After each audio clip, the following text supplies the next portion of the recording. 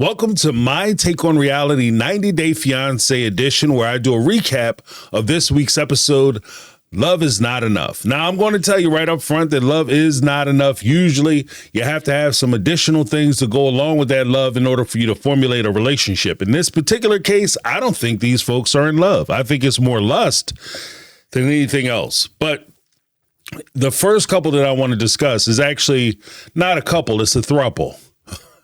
TLC has found themselves involving a lot of the viewership in different types of relationships. And from what I've seen, the way that they present these ethical, non-monogamous relationships, these polygamous relationships, polygyny relationships, as well as these throuple relationships, they're all set up to fail.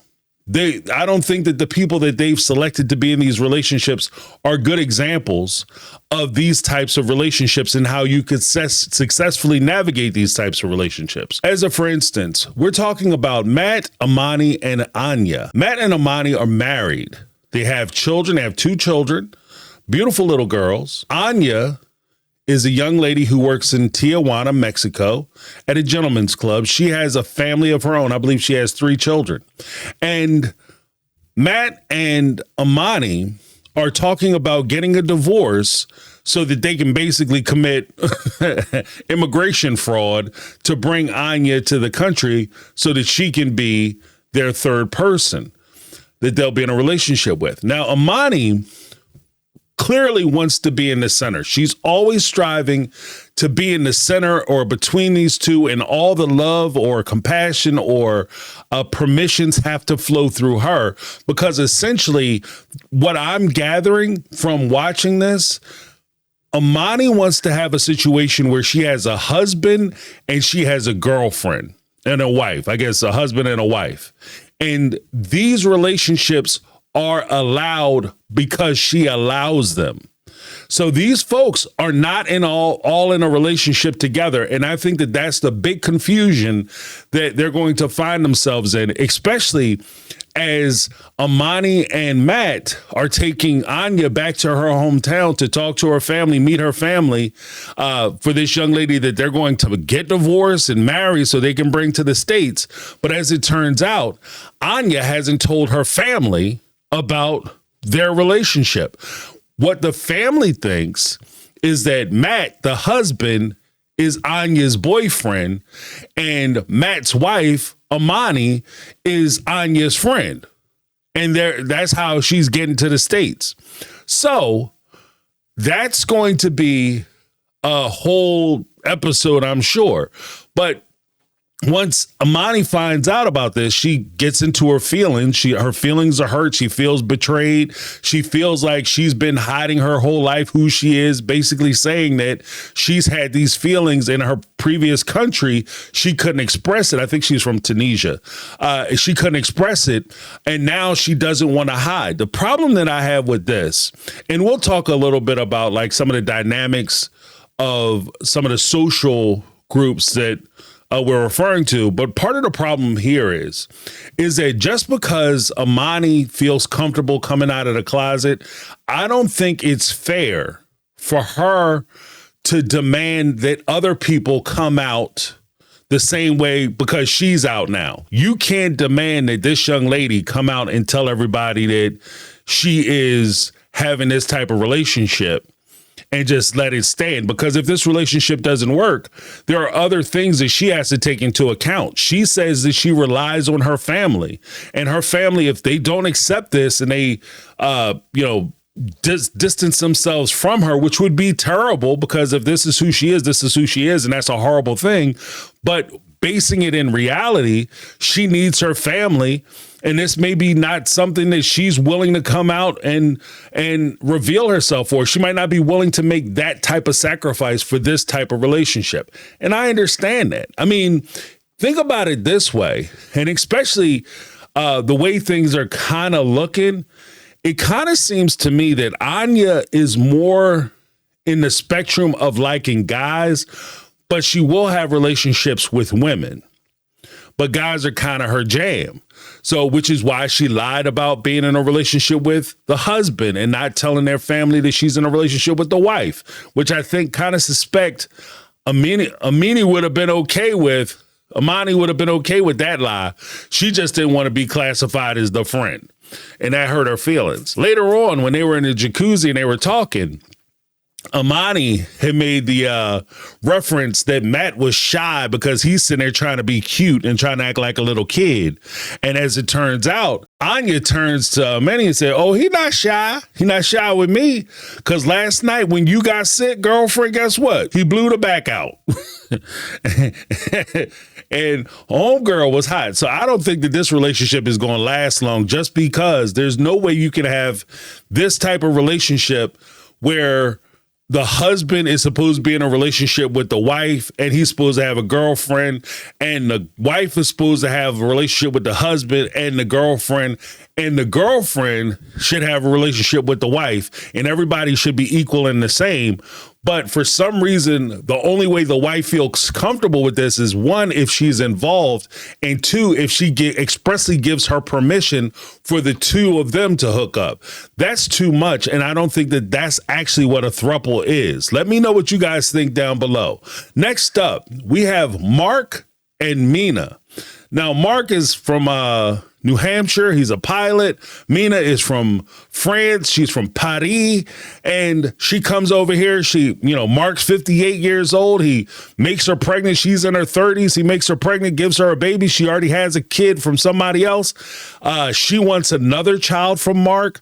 But Mark has 2 adult children, and his daughter doesn't approve of this type of relationship. So all in all, in this episode, they fly to North Carolina to meet up with his family as a main purpose, and I guess a main storyline of the show. Mark, Mina, and his daughter Jordan and Jordan's boyfriend are all going to get together so that they can have a conversation and try to hash some things out. As it turns out, one of the big conversations that they're having and one of the big disputes they're having is that Mina and Mark are talking about having another child. And Mark's daughter doesn't want the first child. She tries to pretend like the first child doesn't exist. So she damn sure don't want a second. Now, I agree with what Mina said. The decision of the two of them and whether they procreate more or not is between the two of them. Clearly, the daughter can voice her opinion, but you can't expect your opinion to be the end all and be all in their relationship. Just like I wouldn't expect Mark to step into Jordan's relationship, his daughter's relationship, and say, you can't have children with your boyfriend. Or if you guys get married, I get to dictate when you procreate. That wouldn't be appropriate either. He can voice his opinion, but you can't expect her to adhere to what you say. And that road goes both ways. The one thing that I would say with regard to Mark and Mina having additional children, Mina, girlfriend, if he's not taking care of the child that you have, the 5-month-old that you have, you come into town, he doesn't buy diapers, he doesn't buy baby food, he doesn't have any furniture set up, and you're supposed to be living in his house with your daughter, and he hasn't prepared anything. When he gets out of the plane or he gets out of the truck, he fully expects you to get the baby. When you guys are on your way to go somewhere, he's expecting you to take care of the child. If you have an additional child, please understand me when I say this. You are having another child. And there's a strong possibility, not just because of his age, but just because of how his response is as a father, you very well may be raising this child by yourself. And that should be something that you consider. Do you want to do this child alone? Because you can be married and a single parent. That is a possibility, something to consider. So as I watch it, Jordan and her boyfriend are there. They all come together. They're talking on the beach. Auntie's advice. She had a really good description of this where she had talked about Jordan not really paying attention to the child. And I agree with a lot of what she was saying with regard to that. The one thing that I will add for sure about what I saw in this particular segment was that when they talk, everything that happened, everything that was going to happen with regard to this man and his younger wife, from the daughter's perspective, everything was about her. How is this relationship affecting me? How is him having additional children affecting me? How is this going to affect my ability to inherit? How is this going to affect my ability to have access to his money? And I understand that. And I think that it's commendable that you're outspoken and you recognize your wants, needs, and desires, things that you need in order for you to function in this relationship. I think that's very commendable. But the thing that does bother me is when you don't take anybody else into consideration. Like, what I don't hear is her taking her father into consideration and her father's feelings into consideration, or his wife or fiance's feelings into consideration. Because at the end of the day, Jordan is trying to blame Amini, I think her name is Mina, for them not getting together and a disruption in her relationship with her father. It's on her father to maintain that relationship. In addition to it being on the father to keeping the door open for that relationship to grow and continue to grow and be nurtured and developed, it's also on Jordan. You can't come into that relationship with a heavy heart filled with jealousy and upset because your father moved on past the divorce of your mom. I don't know who divorced who or why. I don't know what the mom's relationship situation is, but you can't expect your father to stay single and lonely and by himself because it makes you feel comfortable. That's selfish.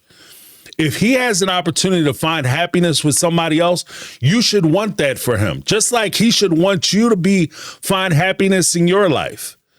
Now, it's not as though Mina is in a situation where she's outwardly trying to break their relationship up and fracture their relationship. If anything, Mina's in a position where she feels attacked, and I think rightly so, because no matter what Mina does, I think Jordan was going to have a problem with it, and I think Jordan was going to try to exploit that problem and make her father choose between her or his fiance and his other daughter, because he has a child. And one of the things that bothers me about the whole thing is that Jordan tries to pretend like the prospect that they'll have additional children is theoretical. It's actual, because that child actually exists. You have a younger sister. She's here. There's nothing they can do about it. It doesn't matter how you feel about it. She's here already. So you got to deal with it.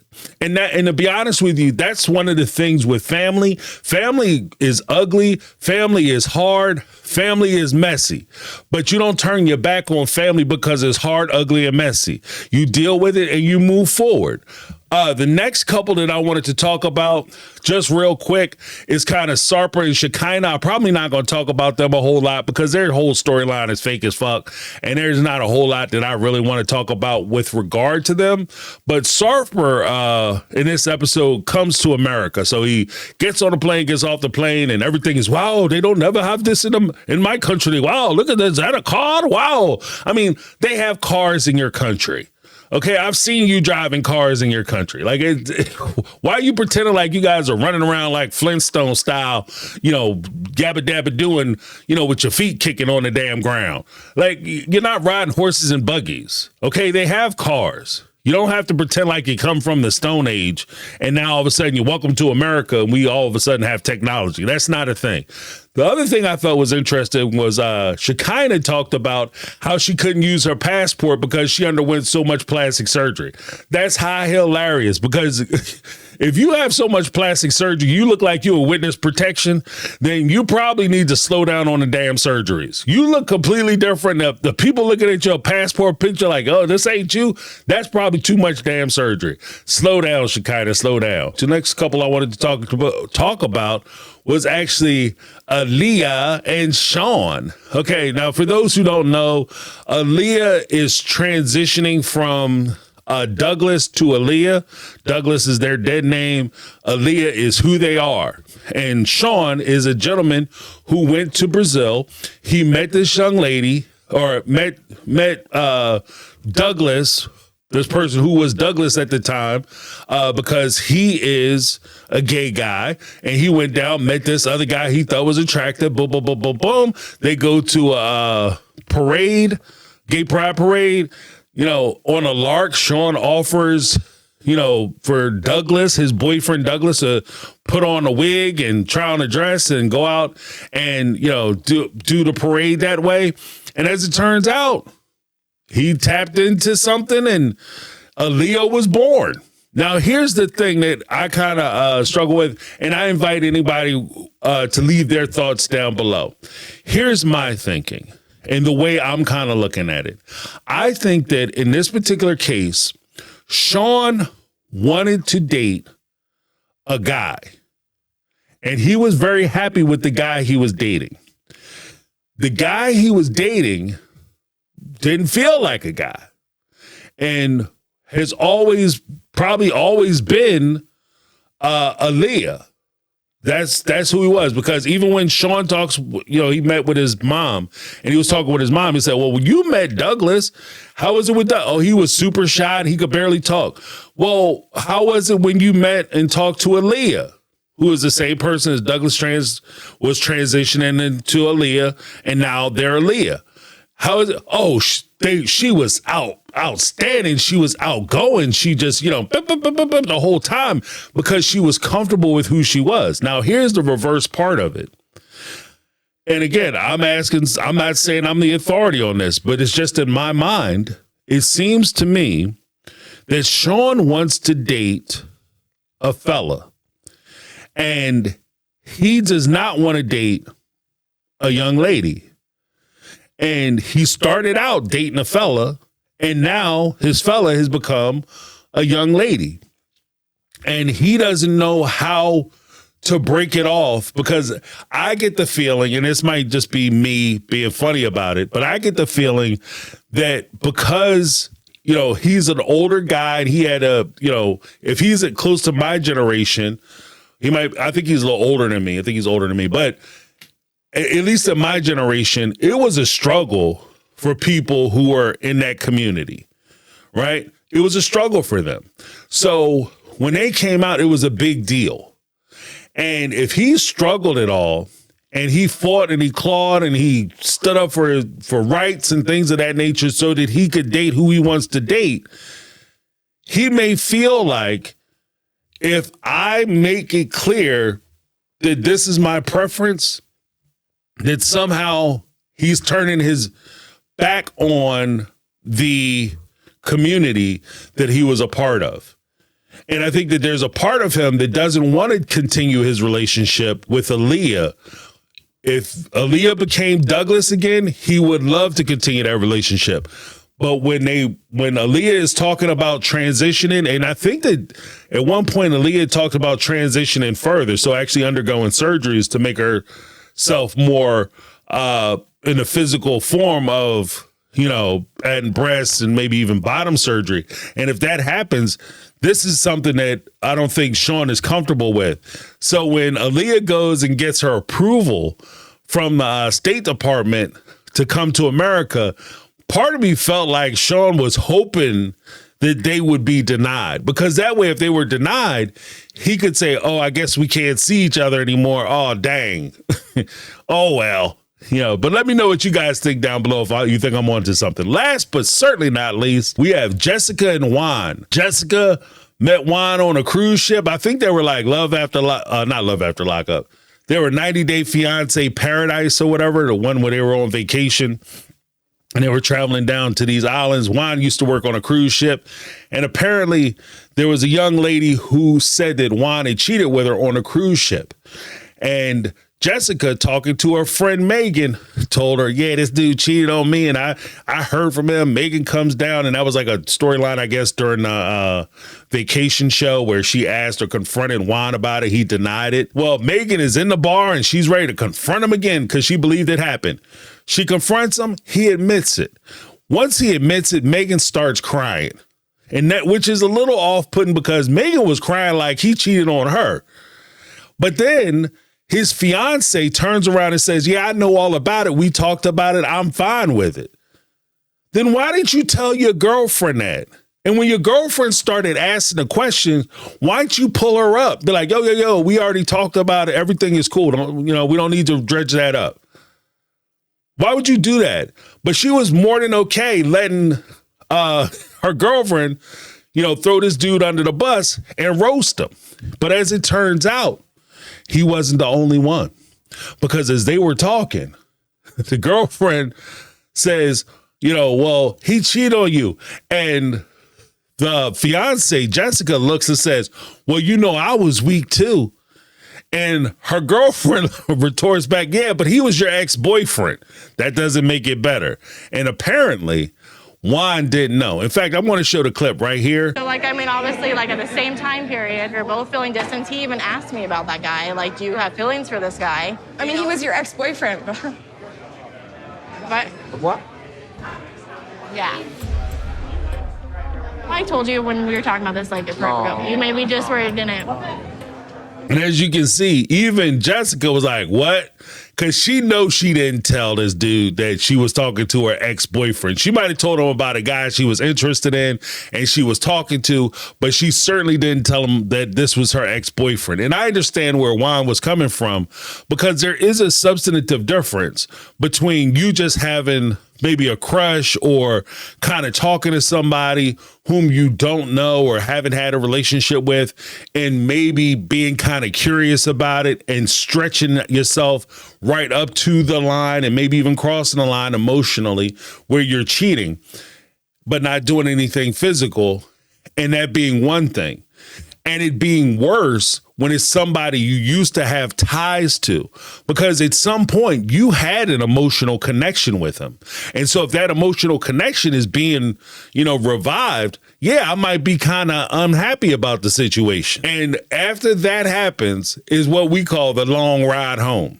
This is usually where the guy does something, messes up, and then he got to drive home and he feel the heat from his wife. Yeah, you thought that was funny, didn't you? No, baby, I be talking too much, blah, blah, blah.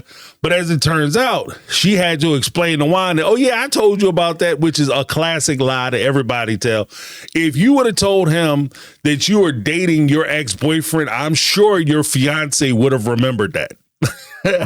I'm sure he would have remembered that. What was also funny to me is she was very specific. Oh, I remember when I told you I was upstairs, I was wearing a pink nightie, I was standing in my bathroom brushing my one good tooth. You know what I mean? She was very specific about it. But as soon as he said, okay, well, what happened when he came over? I think it possibly maybe could have been dark. Were the kids home? Oh, no. But nothing happened. First and foremost, because nothing happened, one, I have to take your word for it. And it's kind of funny that I have to take your word for it when you weren't honest with me from the beginning. Two, just because nothing happened doesn't mean you didn't want things to happen. Nothing could have happened sometimes because he didn't want to have a relationship with you. Oh, well, you have a boyfriend. Yeah, but I mean, we're not really getting along. Well, I don't want to do this with you unless you close that business out with your fiance. Are you guys done? I don't know. I just want to be with you tonight. Then I don't want to be with you until you close that business out. That's nothing happening. But that doesn't mean you didn't cheat. But that's my take on this episode of 98 Day Fiance. Let me know what you guys think down below. Give me your take. That's my take. I'm James. This has been My Take on Reality, and I'm out.